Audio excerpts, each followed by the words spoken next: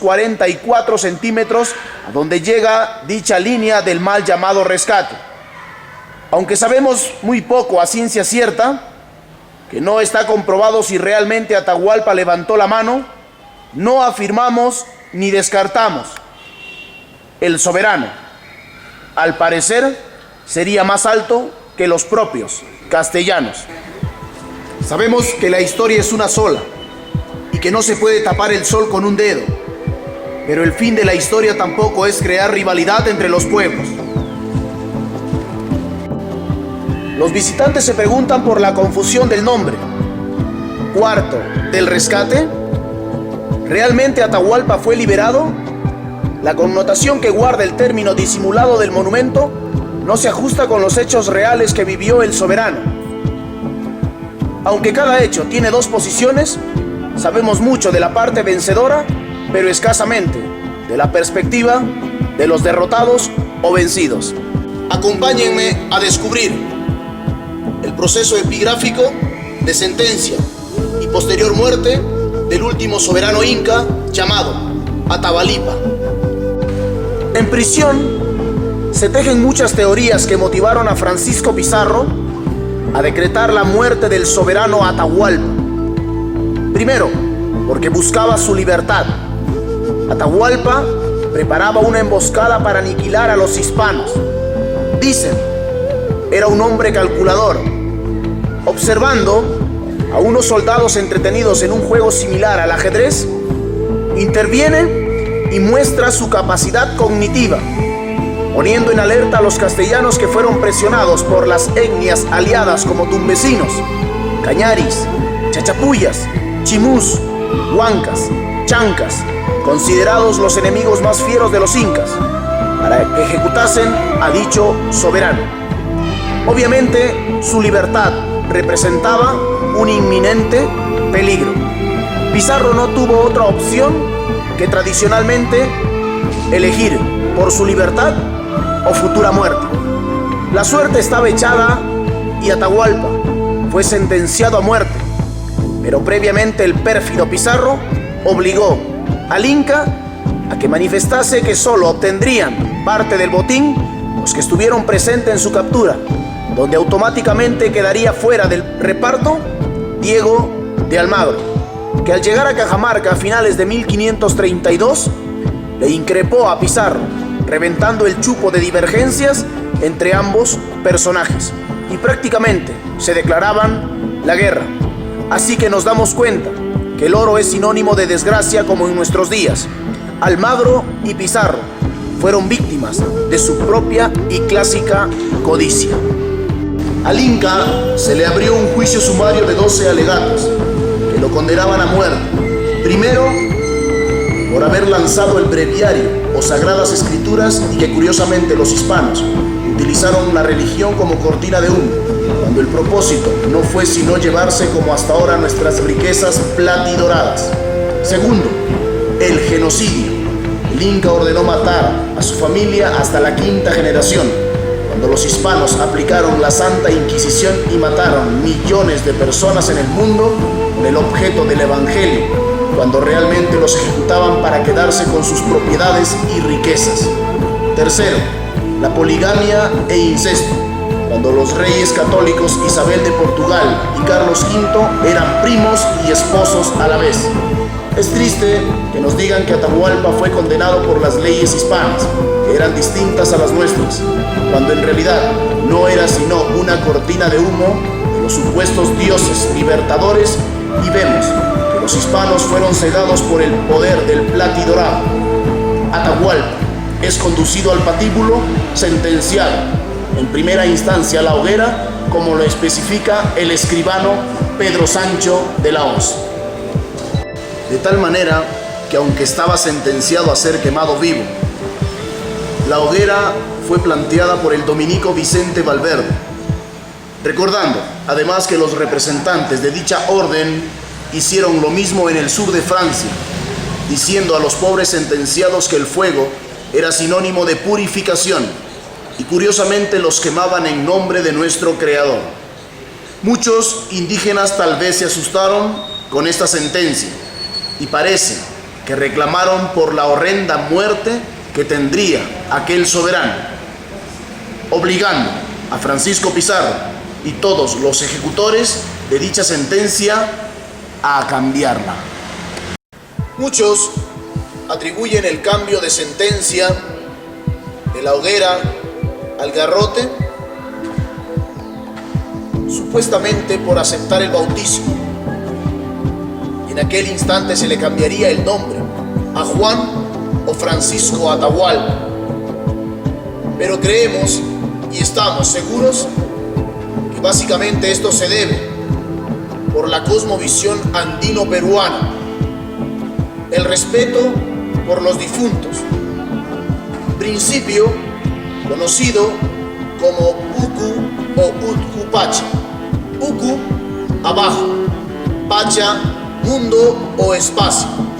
En conclusión, era el respeto por el mundo de los muertos. La otrora Sociedad Paracas colocaba a sus difuntos dentro de fardos funerarios, en posición fetal como vemos en la imagen, interpretándose no como una resurrección, sino como una vida en el más allá. Los mochicas adornaban ricamente las tumbas de sus gobernantes, como es el caso del señor de Zipán. Aquí se aprecia la reconstrucción hipotética de la tumba de aquel gobernante mochica, donde se hallaron numerosas evidencias arqueológicas, sobre todo a la parte superior izquierda del hombro de aquel gobernante llamado Zipán, la osamenta que curiosamente tenía los pies mutilados y que al consultarle al arqueólogo Walter Alba nos dijo su significado era cuidar al señor de los mochicas para toda la vida. El cronista y jurisconsulto de la época colonial en La Plata, Juan Polo de Ondegardo, nos dice: ponen excesiva diligencia en conservar los cuerpos, sustentarlos y honrarlos después de muertos. Según la cosmovisión andina, creemos que si el soberano moriría en la hoguera, no podría gozar entre los muertos, y los indígenas automáticamente se rebelarían provocando una insurrección. Así que Pizarro, para evitar dicha sublevación, dictamina cambiar la sentencia de la hoguera a la pena del garrote, donde la soga bordea el cuello y se aplica el torniquete, que lentamente iría ajustando su cuello hasta morir estrangulado. Pedro Pizarro nos dice en un fragmento de crónica de 1571: cuando a este señor le quitaron del palo donde le mataron, llegaron unos indígenas y cavaron la tierra donde había tenido los pies 4 dedos. ¿A qué se refiere Pedro Pizarro? Resume prácticamente la agonía en los últimos segundos de vida del emperador Atahualpa. 4 dedos de profundidad. Clavó ambos pies en la tierra por inercia o por desesperación de querer escapar de aquel momento.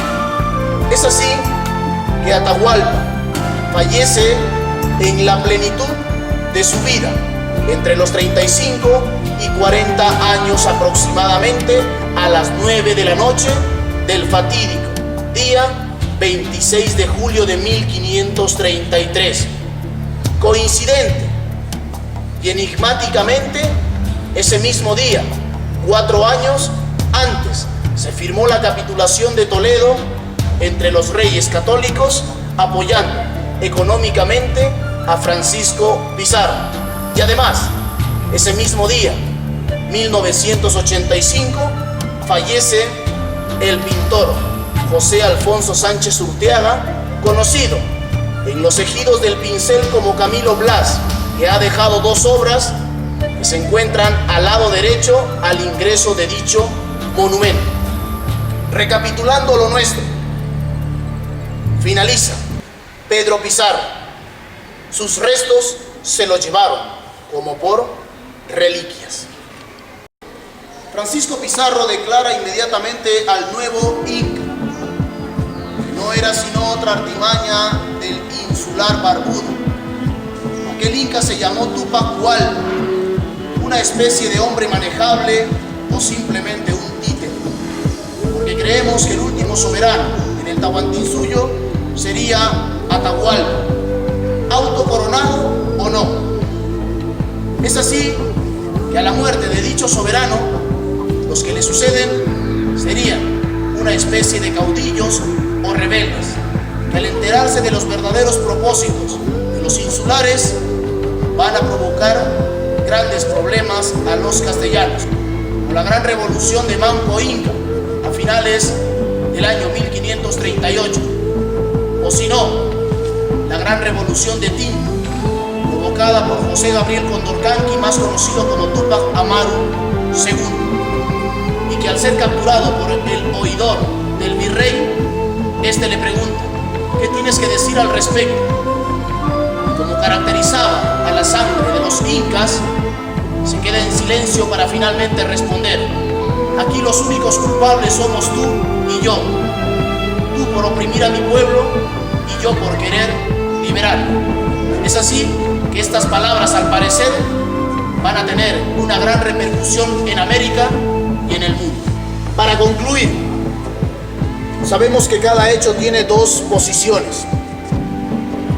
Mucho nos han hablado de la parte de los vencedores, pero parcamente de la posición de los vencidos y de las crónicas ocultadas.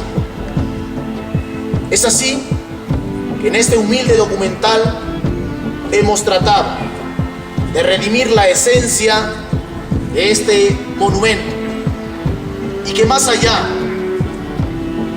de que no concuerde con la realidad vivida por aquel soberano llamado Atahualpa, o de su situación histórica, si es o no el cuarto donde estuvo aquel Inca, lo que buscamos esencialmente es rescatar el valor intrínseco, que es invaluable. No buscamos rescatar la parte física, buscamos encontrar el valor subjetivo, el valor histórico. Queremos crear conciencia y con ello amor. Y cuando se aman las cosas, se respetan. Y lo que se respeta perdura en el tiempo. Además, permítanme rendir homenaje a los miles de indígenas desconocidos que actuaron como héroes, defendiendo con sus vidas el incanato y sobre todo defendiendo la libertad. Sigo creyendo que a pesar de los anticuerpos que tenían los incas, se trató de vivir en un mundo donde se buscaba la equidad socioagrícola. Pero lamentablemente los hombres llegados de ultramar se encargaron de neutralizar dicho objetivo, de convertir al incanato en una nación. Los hispanos se encargaron de hacer tan profunda la zanja, la que al parecer nunca ha cerrado. Pero hoy tenemos la oportunidad de cambiar la historia andina, la historia de nuestra Cajamarca y el Perú. ¿Me acompañas?